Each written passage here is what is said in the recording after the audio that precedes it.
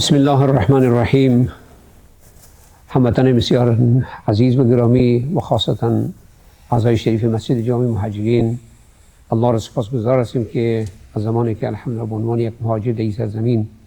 ما و شما قرار گرفتیم، خداوند عزوجل عنایت کرد و با همیاری و کمک شما هموطنان عزیز و سایر امت مساجد الله الحمد بنا شد و مسجد جامع مهاجرین یکی از نمونه های از ما باشد. البته در گذشته ها کمک های هموطنان عزیز به عنوان عضویت در مسجد شریف به شکل ماهوار یا به شکل هر 6 ماه یا 1 سال حق عضویت پرداخته می شد و از این طریق الحمدلله تمام کارهای مسجد به نحو خوب انجام می شد. از این پس به بعد از اونجایی که تکنولوژی پیشرفت کرده و زمینه های الحمدلله برای جذب حق عضویت و یا که سایر کمک ها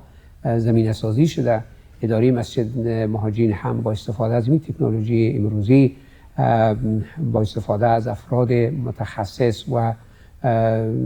کارشناس در این امر تانستن که یک برنامه را به عنوان امان الله جل الحمد سربراه بسازن و از این طریق عضویت شما هموطنان عزیز ماهوار از اکانتتان برداشته شده و مستقیم به اداره مسجد سپرده می شود. و این ترتیب شما هم می دانید که چه مقدار پولتان به اداره مسجد ارسال شده و در کدام ماها به اصطلاح کمبودی دیده شود. دیگه یک کار خیر است و برای نسل‌های بعدی هم الحمدلله این کار خیر خواهد بود و اونها میتونن که